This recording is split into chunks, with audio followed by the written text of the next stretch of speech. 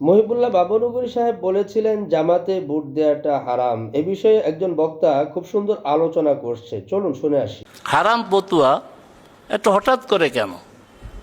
নির্বাচনের বড় জোর এক মাস আগে নাকি আরো কম হবে? এই হারাম ফতুয়া আপনি আরো আগে দেন।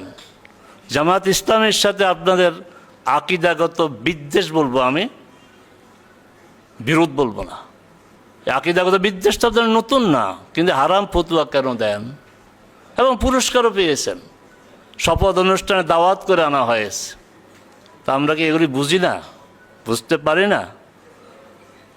আমি যদি খুব সহজে বলি তাহলে উত্তর হচ্ছে না, আপনারা বুঝেন না। যদি বুঝতেনই তাহলে কখনোই বাতিল মতাদর্শের একজন ব্যক্তির অধীনে এই পচা গান্দা নিকৃষ্টতম জঘন্যতম দলে অংশগ্রহণ করতেন না। এখন আসি আসল কথায়। মহিবুল্লাহ বাবনগরী সাহেব দামাত বারাকাতুহুম হারামের ফতোয়া কেন দিলেন? আচ্ছা, জামাত ইসলামের প্রত্যেকটা ব্যক্তিকে উদ্দেশ্য করে আমি প্রশ্ন ছুড়তে চাই। আম্বি আলাইহিসসালামদেরকে নিয়ে মন্তব্য করার অধিকার কারো কি আছে? উত্তর দিবেন। 2 নম্বর কথা হচ্ছে, সাহাবায়ে কেরাম রাদিয়াল্লাহু তাআলা আনহুম আজমাইনদেরকে নিয়ে সমালোচনা করার অধিকার কারো কি আছে? 3 নম্বর কথা হচ্ছে, দিন ও ইবাদতের সংজ্ঞায় নতুনত্ব নিয়ে আসা, ইজাফা করা, অতিরিক্ত করা, এই অধিকার কি কারো আছে? 3টা প্রশ্ন করেছি। নাম্বার 4, দাজ্জাল ও অলৌকিকতার বিষয়বস্তুকে নিয়ে যুক্তির নিরেখে আলোচনা করা, লেখালেখি করা, মন্তব্য করা, এই অধিকার কি কারো আছে?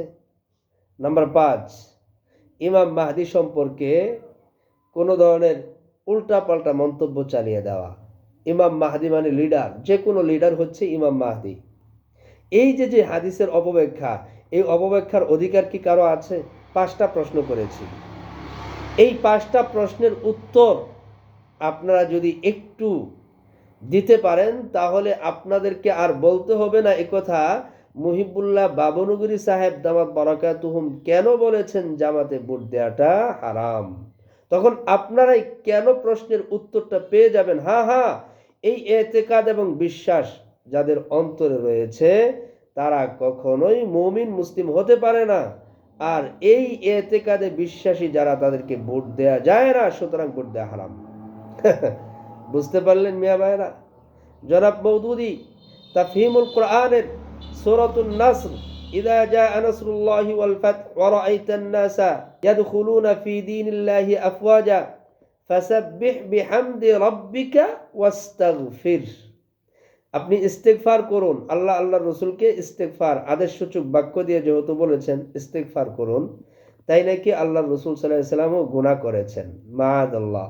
তাফহিমুল কোরআনের এই ইস্তেগফার শব্দের ব্যাখ্যা করতে গিয়ে মুহাম্মদ সাল্লাল্লাহু আলাইহি ওয়াসাল্লামকে এই মওদুদি গুনাহগার সাব্যস্ত করেছে। অথচ আমরা দেখেছি তাফসিরের মূলনীতি থেকে রসুলের শানে যত জায়গায় আলফাজে ইস্তেগফার এসেছে তত জায়গায় এই ইস্তেগফার দ্বারা উম্মাকে তালিম দেওয়া বুঝিয়েছেন আল্লাহ তাআলা। অথচ এই মওদুদিবাদের লোকেরা তারা বিশ্বাস করে, মওদুদির অনুসারী মানে মওদুদিকে এই কথা বলে বিশ্বাস করে, হ্যাঁ মওদুদি যেটা বলেছে সেটা ঠিক, অর্থাৎ সমস্ত আম্বিয়া আলাইহিসসালাতু ওয়াসসালাম তারা গুনাহ করেছেন। মাআদাল্লাহ মাআদাল্লাহ। এই এতেকাদ কি বিএনপির আছে? নেই। এই এতেকাদ বা বিশ্বাস বিএনপির নেই, সুতরাং জামাতের আছে। তাই জামাত এবং বিএনপি উভয়টাই গণতান্ত্রিক।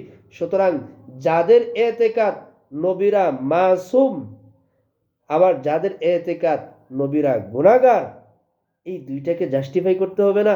জাস্টিফাই করার পর মুহিবুল্লাহ বাবনগরী সাহেব দেখলেন যেহেতু জামাতের লোকেরা বলে নবীরা মাসুম না, নিষ্পাপ না, সুতরাং জামাতের তুলনায় বিএনপি ভালো, কারণ বিএনপি তো নবীগণদেরকে মাসুম মনে করে থাকেন। এজন্য বলেছেন জামাতে ভোট দেয়া হারাম। আরো দলিল লাগবে? এরকম প্রত্যেকটা বিষয়ের দলিল আছে। আচ্ছা বলেন, আল্লাহ রসুল সাল্লাল্লাহু আলাইহি ওয়াসাল্লাম যেখানে সাহাবায়ে কেরামদেরকে মানতে বলেছেন, as-সাহাবাতু কুল্লুহুম উদুল, প্রত্যেক সাহাবায়ে কেরাম সত্যের মাপকাঠি, যেখানে আল্লাহ তাআলা বলেছেন ওয়াসাবিকুনাল আউয়ালুনা মিনাল মুহাজিরিন ওয়াল আনসার ওয়াল্লাযীনা ইত্তাবাউহুম বিইহসান রাদিয়াল্লাহু আনহুম ওয়া রাদু আন, যারা সাহাবায়ে কেরামদেরকে ইত্তেবা করবে, সাহাবায়ে কেরামদেরকে ইত্তেবা করতে বলেছেন। अल्लाह ताला बोलेছেন आमिनू कामा आमानान नास, ईमान लाओ तुम जैसा कि लोगों ने ईमान लाया, ईमान ग्रहण करो যেভাবে লোকেরা ঈমান এনেছে। এই লোকেরা বলতে কারা? সাহাবায়ে কেরাম রাদিয়াল্লাহু তাআলা আজমাইন।